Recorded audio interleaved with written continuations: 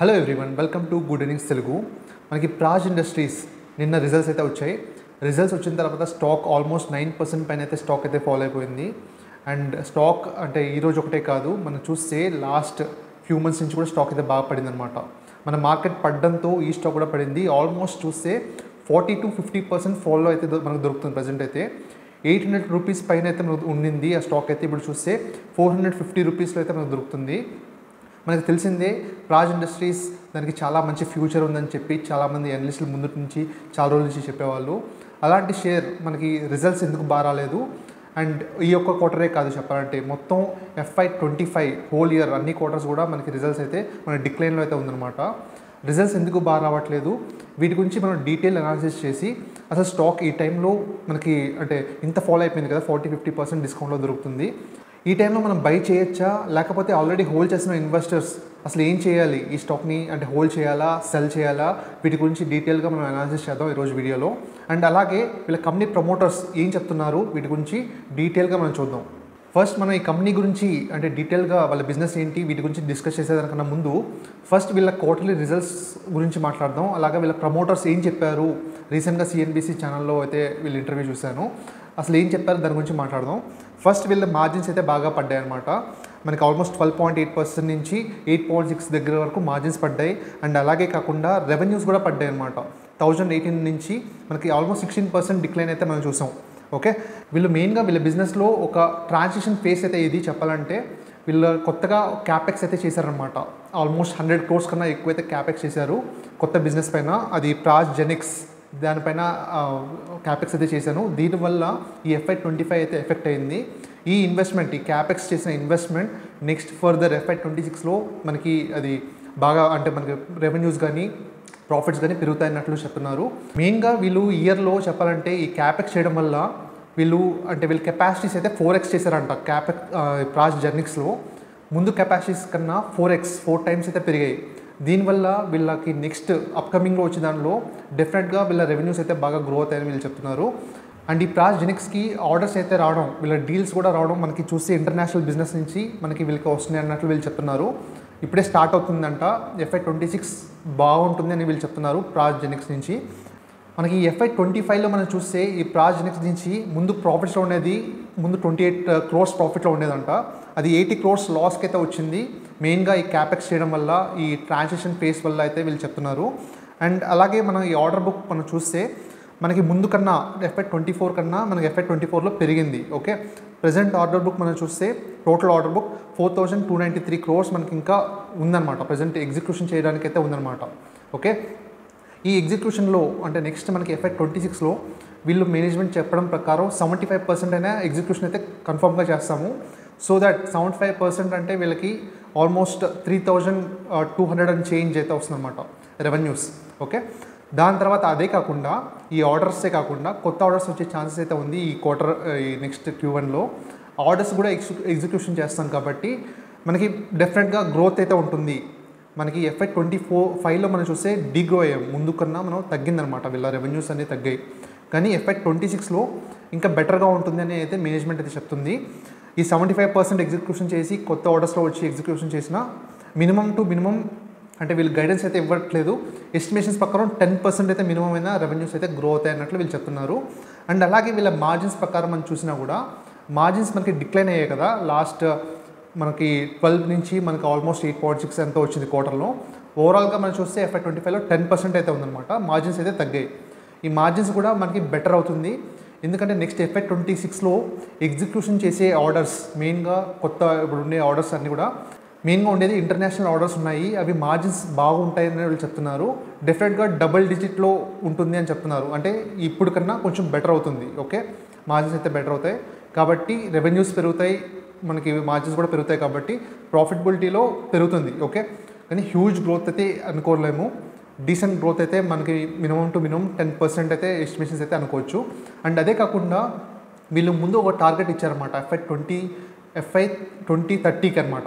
Okay, 2030కి వీళ్ళ target ఏంటంటే వీళ్ళు 3 times గ్రో అవుతారు అని చెప్పారనమాట.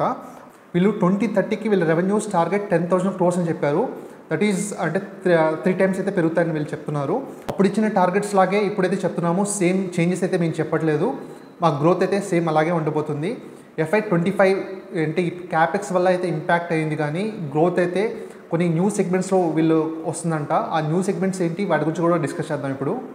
అండ్ 2030కి వీళ్ళు చెప్పడం ప్రకారం బయో ఎనర్జీకి 50% రెవెన్యూస్ అయితే వస్తాయి, దాని తర్వాత నాన్ బయో ఎనర్జీకి 50% రెవెన్యూస్ అయితే వస్తాయి అన్నట్లు వీళ్ళు చెప్తున్నారు. ప్రజెంట్ వీళ్ళు బయో ఎనర్జీస్కి అయితే ఎక్కువ వస్తుందన్నమాట, ఆల్మోస్ట్ 75% దగ్గర అయితే అక్కడి నుంచి వస్తుంది. అండ్ నాన్ బయో ఎనర్జీ దగ్గర ఇంజనీరింగ్ బిజినెస్, అదర్ బిజినెస్లో తక్కువ వస్తుంది. అది ఫ్యూచర్లో వేరే అదర్ బిజినెసెస్ వర్టికల్స్లో బాగా పెరుగుతుంది. సో దట్ మనకి 50-50 అయితే వస్తుంది 2030కి అని వీళ్ళు చెప్తున్నారు. అండ్ అదే కాకుండా వీళ్ళ కొత్త బిజినెస్ సెగ్మెంట్స్ మనం చూస్తే పాలీలాక్టిక్ యాసిడ్ ప్రొడక్షన్ అనమాట. వీళ్ళు కొన్ని న్యూ వర్టికల్స్లో అయితే యాడ్ అవుతున్నారు. ఎలా అంటే బయో ప్లాస్టిక్స్ ఒకటి, అండ్ బయో కెమికల్స్ అనమాట. ఓకే, ఇప్పుడు చాలా కెమికల్స్ ఇప్పుడు క్రూడ్ ఆయిల్తో యూజ్ చేసి స్పెషాలిటీ కెమికల్స్ అలా తయారు చేస్తున్నారు కదా. వీళ్ళు కొత్తగా వీళ్ళ టెక్నాలజీ అయితే కనిపెట్టారు. బయో అంటే చెట్ల నుంచి వచ్చింది దాని, కానీ ఏదో మంచి ఫ్యూయల్ అనమాట. క్రూడ్ ఆయిల్ కాకుండా మనకి ఎర్త్కి ఎఫెక్ట్ కాకుండా ఉన్న క్రూడ్ ఆయిల్ కాకుండా ఒక సొల్యూషన్ అయితే తీసుకొచ్చారన్నమాట. ఓకే, దాని నుంచి కెమికల్స్ తయారు చేయొచ్చు అనమాట. అంటే కెమికల్ ఇండస్ట్రీలో నెక్స్ట్ క్రూడ్ ఆయిల్ వాడకుండా వీళ్ళు యూజ్ చేసే ప్రోడక్ట్ ఇప్పుడు మనం చూస్తే పాలీలాక్టిక్ యాసిడ్ సంథింగ్ ఏదో వీళ్ళు ఇస్తారనమాట కెమికల్ ఇండస్ట్రీస్కి క్రూడ్ ఆయిల్ బదులు. ఒకవేళ అది ఎంత ప్రైజింగో నాకు తెలీదు. అది ఇంకా బిజినెస్ అయితే స్టార్ట్ అవుతుంది అని చెప్తున్నారు. FY26లో ఆ బిజినెస్ అయితే స్టార్ట్ అవుతుంది. ఒకవేళ ఆ బిజినెస్ కూడా స్టార్ట్ అవుతే వీళ్ళకి మంచి రెవెన్యూస్ అయితే స్టార్ట్ అవుతాయి. అండ్ అదే కాకుండా బయో ప్లాస్టిక్స్ మనం తెలిసిందే కదా, అది కూడా క్రూడ్ ఆయిల్ నుంచే తయారు చేస్తాం మనం ప్లాస్టిక్. ఆ ప్లాస్టిక్ కూడా న్యాచురల్గా మనకి బయో ప్లాస్టిక్ అయితే వస్తే అది యూసేజ్ కూడా బాగా పెరిగే ఛాన్సెస్ అయితే ఉంది. అండ్ అది కూడా మనకి FY26లో రెవెన్యూస్ అయితే స్టార్ట్ అవుతాయి అన్నట్లు వీళ్ళు చెప్తున్నారు. కానీ ఎంత వస్తుంది అనేది క్లారిటీ లేదు, అది ఇంకా మనకి స్టార్ట్ అవుతుంది కొత్త బిజినెసెస్ అనమాట. ఈ బయో కెమికల్స్ కానీ ఈ బయో ప్లాస్టిక్స్ ఇవన్నీ కూడా మనకి ఇంకా స్టార్ట్ అవుతాయి FY26లో. దీనివల్ల కూడా వీళ్ళకి గ్రోత్ అనేది రావచ్చు, అది ఎంత అనేది ఇంకా క్లారిటీ అయితే లేదు. కానీ చాలా వరకు మనం ఫ్యూచర్ మనం చూస్తే డెఫినెట్గా మన ఈ ప్లాస్టిక్స్ అయితే మన గవర్నమెంట్ అయితే చాలా వరకు బ్యాన్ చేయడానికి ట్రై చేస్తుంది. కాబట్టి ఎంతైనా క్రూడ్ ఆయిల్ డిపెండెన్సీ తగ్గించుకోవాలి. కాబట్టి క్రూడ్ ఆయిల్ బదులు వీళ్ళు యూజ్ చేసే వచ్చే ఫ్యూయల్స్ ఏమైనా వీళ్ళు తయారు చేసే బయో ఫ్యూయల్స్ ఇవన్నీ డెఫినెట్గా మనకి యూజ్ అవుతాయి. ఇవి కాకుండా ఇంకా ఏవియేషన్ సైడ్ కూడా వీళ్ళనమాట. ఇప్పుడు ఫ్లైట్స్లో కానీ ఇంకా షిప్స్ కూడా మెరైన్ వాటిలో షిప్స్లో కానీ బయో ఫ్యూయల్స్ అయితే వీళ్ళు తయారు చేస్తున్నారు. వాటిలో కూడా వీళ్ళు పెరిగే ఛాన్సెస్ అయితే ఉంది. అంటే కొత్తగా వీళ్ళు కనిపెట్టారు, అది ఆల్మోస్ట్ అంటే స్టార్ట్ అవబోతుంది అనమాట వీళ్ళ బిజినెస్. అది వాటిలో కూడా గ్రో అయ్యే ఛాన్సెస్ అయితే ఉంది. అది ఎంత అనేది ఇంకా క్లారిటీ లేదు. ఓకే, వీళ్ళు ఎప్పుడు R&D చేస్తుంటారు అనమాట, కొత్త వాటిపైన R&D చేస్తుంటారు. అది కానీ అప్రూవల్స్ వచ్చి అన్నీ స్టార్ట్ అవుతే వీళ్ళ బిజినెస్ అయితే చాలా బాగుంటుంది. ఓకే, ఈ కంపెనీ వాళ్ళ బిజినెస్ మోడల్ ఎలా ఉంటుంది ఒకసారి మనం చూద్దాం. నేను ముందు చెప్పాను కదా, వీళ్ళు ఇథనాల్ కానీ అండ్ ఇంకా బయోఫ్యూయల్స్, కంప్రెస్డ్ బయోగ్యాస్ ఇలాంటివి తయారు చేస్తుంటారు అనమాట. వీళ్ళు అంటే టెక్నాలజీ వీళ్ళు కనిపెట్టిన తర్వాత ఈ టెక్నాలజీ వాళ్ళు తయారు చేయరు. ఇప్పుడు బయోప్లాస్టిక్స్ అంటే ఈ ప్లాస్టిక్స్ వాళ్ళు తయారు చేయరన్నమాట, వాళ్ళు ప్లాంట్ పెట్టి. ఓకే, ఆ టెక్నాలజీ మాత్రమే కనుక్కుంటారు. ఎవరైతే ప్లాంట్ పెట్టాలనుకుంటారో వాళ్ళకైతే వీళ్ళు సర్వీసెస్ ప్రొవైడ్ చేస్తుంటారు అనమాట.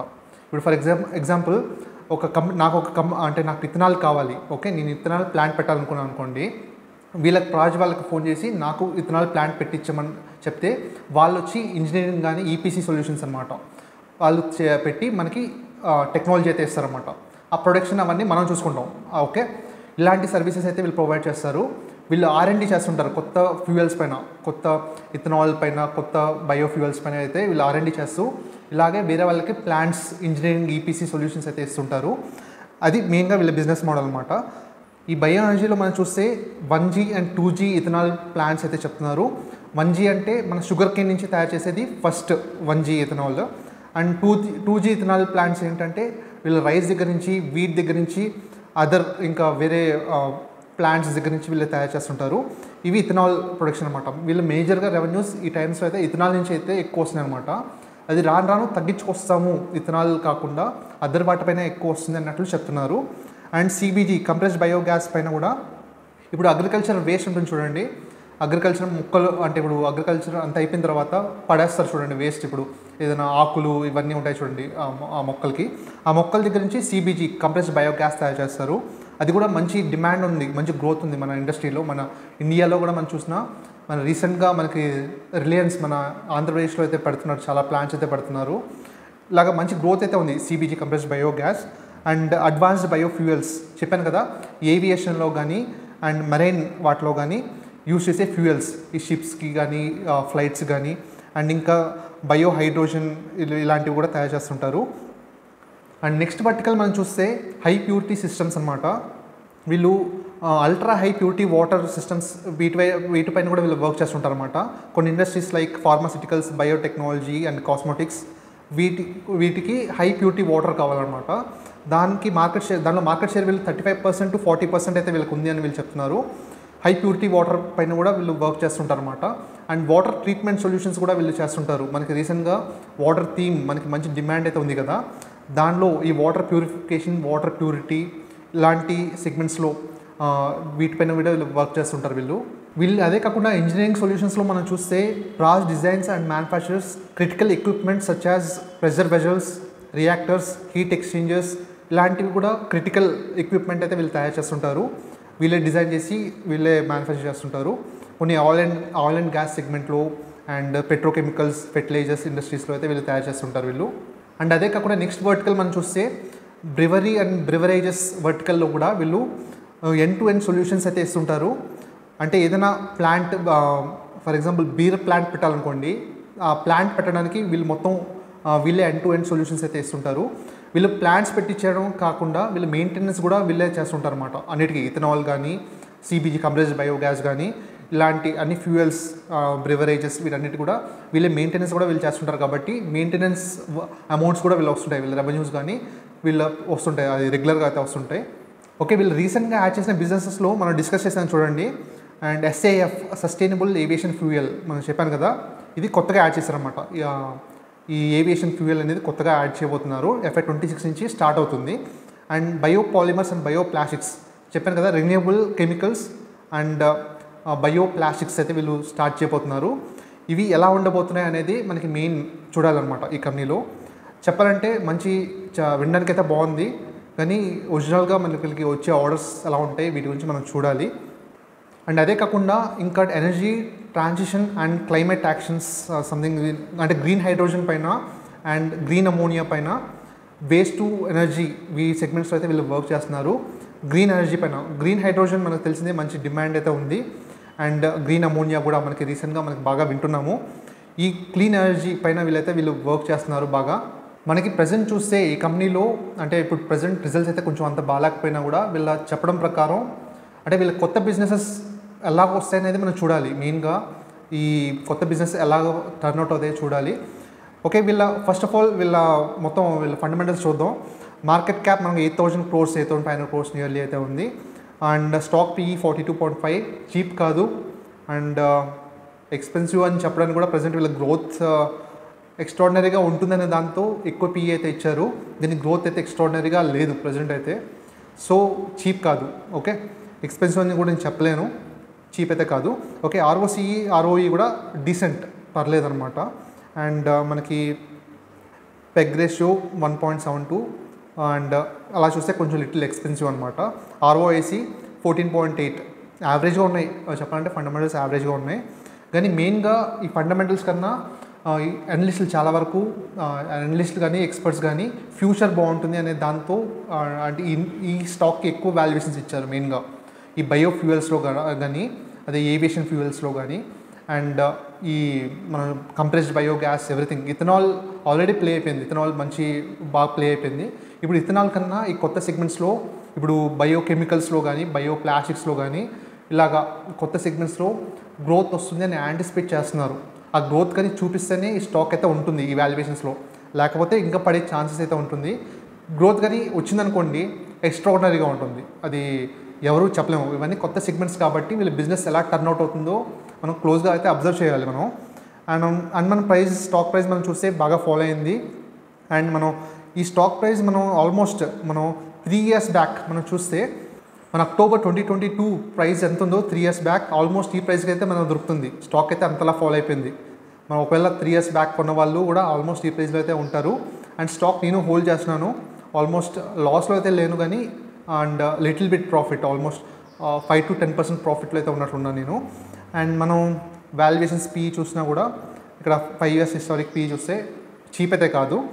అండ్ నెక్స్ట్ వీళ్ళు క్వార్టర్లీ రిజల్ట్స్ చూద్దాం. మనం క్వార్టర్లీ రిజల్ట్స్ చూసినప్పుడు మనకి ముందు గ్రోత్ అయితే కనపడింది. మనకి FY 2022, 2023లో కూడా మనకి గ్రోత్ ఉంది.